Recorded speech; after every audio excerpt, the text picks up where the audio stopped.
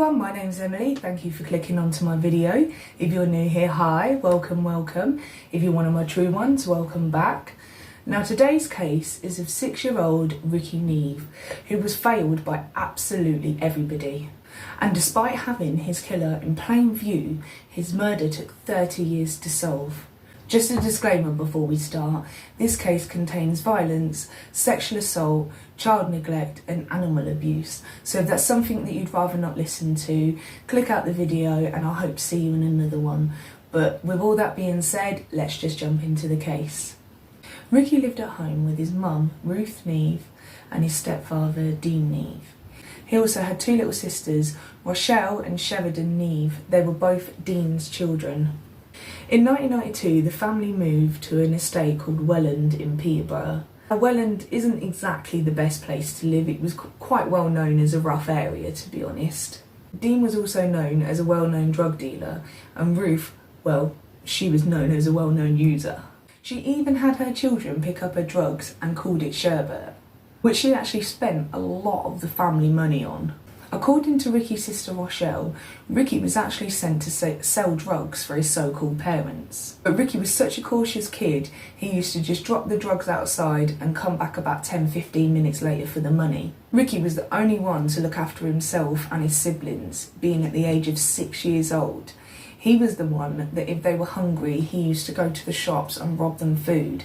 He was the one that if they were dirty, he would be the one to running them a bath and cleaning them. And that shouldn't have been his job to do. It's crazy how the 6-year-old was more of a fully functioning adult than his mum and his stepfather put together. Now I know back in the day you used to get child tax and child benefit for each child, and that was paid weekly too, so that was quite a large amount of money really.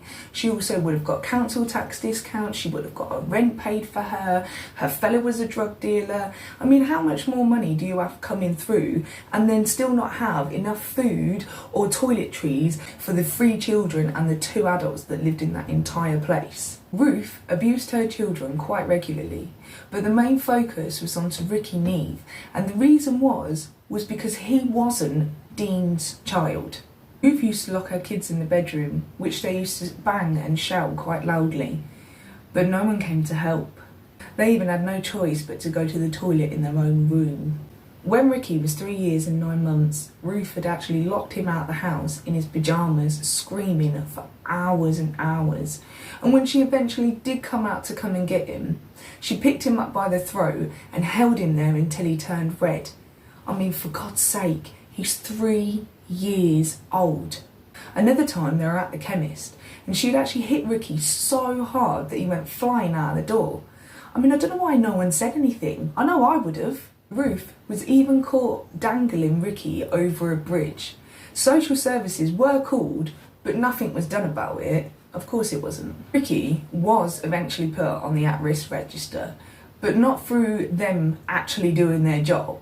It was through Ruth finding them up and outright telling them, if you don't take this kid, I'm going to kill him. It shouldn't have got to that point. They should have done their job in the first place. Ruth was just relentless and was constantly abusing her children to the point that her eldest, Rebecca, had actually been removed by social services. But poor Rikki remained with this monster. The only adult Rikki had to feel safe around was his grandfather, Maurice Harvey. He stayed over his grandfather's quite often, and I'm guessing it was his only safe haven away from that lot. Rikki was stopped from seeing his dad, and to be fair, we can only assume that it was Ruth just being spiteful to the reason why Trevor didn't actually see Rikki. The 28th of November 1994, Rikki Neave left his house to what his mum had thought to go to school. He was later seen by some workmen who said that he seemed quite distressed, so they asked him if he was okay, to which he didn't reply and he just ran away. That was one of the last times that Rikki was ever seen. Rikki was so renowned for skipping and skiving school that Rikki's school didn't actually phone Ruth to tell him that he didn't show up. He actually hadn't been there the day before as well, which Ruth didn't know either. After school came and went, Rikki hadn't come home. Now, in Peterborough, because I am from Peterborough, schools finish about 3, latest 3:30, and he wasn't home. Ruth had phoned the police at 6:30 to say that her son was missing. Where was them 3 hours? What was you doing? Why was you not concerned that your 6-year-old little boy hadn't come home from school yet? Because I know I'd have been onto the phone to the police well before then. This poor boy had just been failed by absolutely everyone that was supposed to take care of him. The school, his mum, social services. I mean, where does it end? 29th of November 1994, a day after Rikki was reported missing, Rikki was sadly found less than a mile away from his Welland house. I'm just going to give an extra trigger warning. I know I gave it at the beginning of this video, but this is a bit where they find Rikki's body, and if that's something that makes you uncomfortable, then skip about 10-20 seconds. Rikki Neave was found completely naked and had been strategically placed in a star shape. Officers had likened it to Leonardo da Vinci's Vitruvian man drawing. The cause of Rikki's death was by strangulation. It was found that he had been strangled by his own jacket. The doctor said that the amount of pressure that the jacket was being pulled at, poor Rikki would have died in about 30 seconds. Rikki had no defensive wounds on him, only suggesting that he was completely surprised by his attacker, or known as attacker. Poor little boy, I can't even imagine what his little brain must have been thinking. About a foot away from Rikki's body was a strategically placed button on the left side on a leaf. This button was from Rikki's school shirt. Rikki's clothes were found in a nearby bin that had 3 buttons missing. Where was the other 2? Well, the other 2, they weren't ever found. His shoes were also tied in a bow. 12:03 that night, Ruth was phoned and told that her son had been found, but he was murdered. A murder investigation started very quickly for the murder of Rikki Neave. Police had looked into Ruth's partner, Dean Neave, but as it happens, he weren't living there at the time, believing that Ruth was cheating on him. Dean also stated that he'd actually been arrested for stealing a motorbike at the time, so his alibi was, very tight. Police did actually check into this, and he was actually found to be telling the truth, so he was cleared of all suspicion. That then left Rikki's mum, who had so many accounts told about her of the abuse that Rikki endured in her care. She also told a social worker 2 days before his disappearance that if she didn't come and get him, she'd kill him. So suspect number 1 was Ruth Neave. Police uncovered that Ruth had very disturbing interests with the occult. There was an occult magazine found amongst the items that actually contained Leonardo da Vinci's Vitruvian man drawing. A neighbour had said that Ruth was very much into black magic and had actually claimed to be a high priestess to the occult.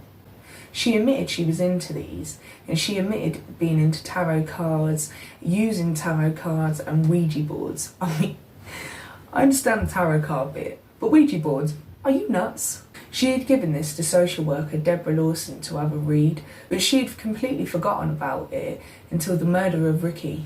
The manuscript was a complete horror story.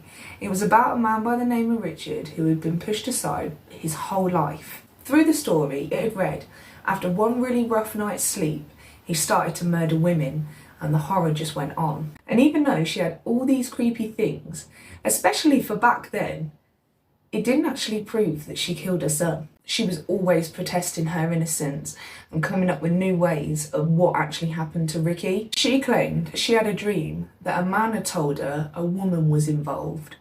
Ruth had then told the police that a woman had taken Rikki in a buggy. She kept on hounding the police, saying that they weren't doing their jobs and stating that she could do a better job herself. Yeah, sure, you showed them. Police had put out that they wanted to speak to 6 lads aged between 6 and 11 because they were believed to be the last ones to be with Rikki. Numerous interviews were conducted on the murder of Rikki Neave, but the public and the police believed to be only one person who could have done this: his own mother. 9th of January 1995, 26-year-old Ruth Neave was arrested for the murder of her own son. She was brought in for questioning, where she denied all knowledge of the murder of Rikki. With no proof or evidence, police had no choice but to charge her with a lesser crime. And on the 21st of January 1995, Ruth Neave was charged with cruelty and neglect under the Children's Act. 2 days later, she appeared in court for another case for the abuse and neglect on Rebecca and Rikki. She was also charged for assaulting the female officer the day that she was arrested. Ruth was denied bail and remained in prison. No place like home then. 14th of February 1995, Rikki Neave's funeral took place in Kingsland, Norfolk. There was about 40 people that attended his funeral that day. While Rikki laid in his eternal resting place, the investigation for his murder continued. Ruth's trial started in October 1996 and it was at Northampton Crown Court. She confessed from everything to neglecting and abusing her children to dealing drugs. She even confessed to being part of a burglary.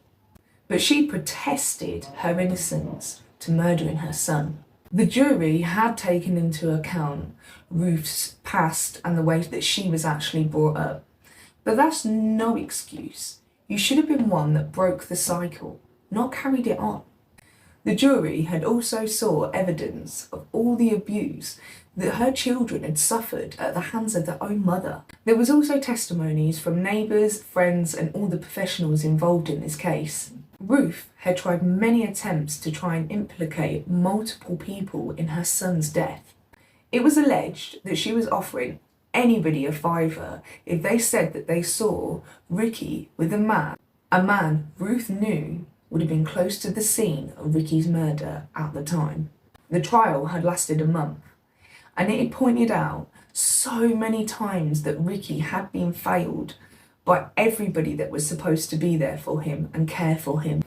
This actually sparked a new investigation at a later date, but the jury came to a unanimous decision and found Ruth Neave not guilty of the murder of her own son.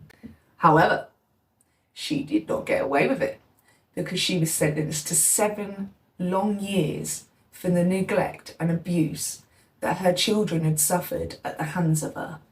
She done her stretch in Holloway Prison. Now, from its reputation, Holloway Prison isn't the nicest of places, so I hope she enjoyed her time there. But with no other suspects or leads to go on, sadly, Rikki Neave's case was forced to be known as a cold case. Ruth was released from prison in the year 2000 and started campaigns to re-investigate her son's murder. She appeared in many interviews stating how amazing that her little boy was. It's just a shame it took so many years for her to realise that.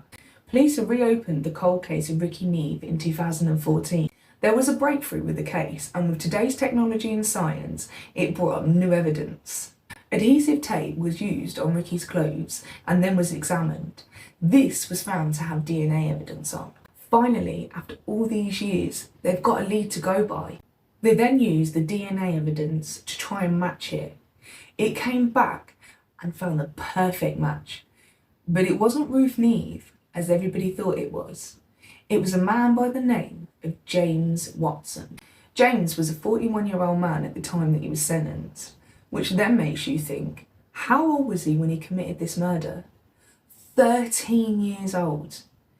James Watson was 13 years old when he took the life of a 6-year-old little boy. James Watson was born on the 1st of April 1981. He too was from Welland. He came from a broken home, and at the time of this crime, he had actually lived at Woodgate Children's Home. He was treated by social services as a vulnerable child in March in 1993. In 1994, James had accused his father of physically assaulting him while he lived with him in Welland. James was taken into care, where shortly after, his foster mum had found him in his room with a shotgun. She felt that she could no longer take care of him, to where he was sent to Woodgate Children's Home for the first time. James wasn't exactly the nicest kid and would always get into trouble, but wouldn't exactly get into the trouble that you'd think he'd get into. When James was just 11 years old, he had sexually abused a 5-year-old little boy. James had denied it and no further action was taken. Why he was not offered any help right there and then, I'll never know. When the original investigation went on for the murder of Rikki Neave, James Watson was actually interviewed, but the police didn't think that he had any involvement, so they just let him go. He said he was skipping school and was going to go see his dad that day on the Welland estate. He was going to deny all knowledge of even seeing Rikki that day. But an elderly lady had spoken up and said that she'd actually seen James and Rikki outside her house. So he then had no choice but to corroborate with her story. He said that he'd had a small conversation with Rikki about diggers and then had left him after that and hadn't actually seen him again. James had started acting strange, and it hadn't gone unnoticed. Apparently, he had a conversation with his mother 2 days before the murder of Rikki Neave, whether she had heard the news about a 2-year-old little boy murdered and found in the woods. His care workers also started to notice the abnormal behaviour in the recent weeks before and after Rikki's murder. Fast forward to 2016, and James's story had changed. When he was arrested on suspicion of the murder of Rikki Neave, James was interviewed, and in that interview he had also added that Rikki had wanted to see the diggers, but he couldn't see this digger because it was behind a fence. So James had put him up on his shoulders just so Rikki could see the diggers. But he didn't say this in the first interview. He said this 30 years later. How are you going to remember that?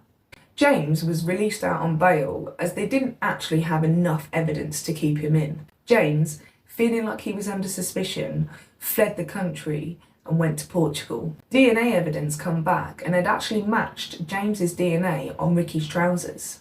James's arrest was issued immediately, but this little bitch ran and hid like the coward he is. He had ran with another bail hostel resident. They had managed to get hold of a motorhome and left via Dover ferryport. He first went to Rotterdam, then to France, and finally on to Portugal. When he'd got there, he'd actually phoned his sister saying that he was in some serious trouble and he'd made a huge mistake. But that didn't stop him having the time of his life though, did it? And rubbing it in the faces of Rikki's family, Rikki's friends, and the memory of Rikki himself. He also started posting pictures all over social media of him having the time of his life out there. I just can't believe the audacity of this man. Like he hasn't lied, run and hid for long enough. This wasn't the first time that he had rang his sister. He'd rung her again and said that he needed to get back to the UK. That's good, mate, because so did the police. James was then rearrested near the British Embassy near Lisbon. The trial for the murder of Rikki Neave began on the 4th of January 2022. During the trial, it was found out that James had had quite an unhealthy obsession with child murder. The conversation that he had with his mum also came up in the trial. Even the childhood teachers he had from back then still remembered the obsession he had with Rikki's case, to the point he knew every detail quite vividly, and especially for the age that he was at the time. The manager of the care home that he lived at had also testified and said that she had found a dismembered carcass of a pheasant in his room. Nice. I mean, if that don't reek serial killer vibes, I don't know what will. Why they didn't seek any help for him at this point, I don't know. I mean, you saw all of these things, especially as social workers. Why didn't you do anything? I mean, come on, this isn't normal teenage behaviour. He lived in a care home, meaning there was more than one child in there. Did anyone else kill and dismember any animals? No. Why did you pass this up? James had also been caught with a dead bird that had been positioned in the same position that Rikki Neave's body was. He also had a stash of magazines, mainly of babies and toddlers, in their underwear. And if you remember me saying earlier that James had actually sexually assaulted a 5-year-old little boy, well, his mother had actually come to court and testified too, and she had said that she did make a complaint, but her complaint wasn't believed and it was just pushed aside. It came up in trial that that fateful day, James had actually visited his mother too. She had made a statement back in 1995 saying, "I have been asked to explain a comment I had made to my partner's daughter Melaine Giddins on the 27th of November 1994. 2 days prior to this, I had a conversation by phone with my son, James Watson. James told me that a baby had been found over the dike near Welland. He wanted me to say if what he heard was true.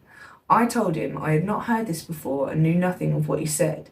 Now, the fact that she made a statement like that, she must have clearly thought that her son was somewhat guilty, and so did the partner's daughter, to the reason why she had to address what was said. But can you blame her for having these doubts? This boy was seriously troubled, and most knew that about him.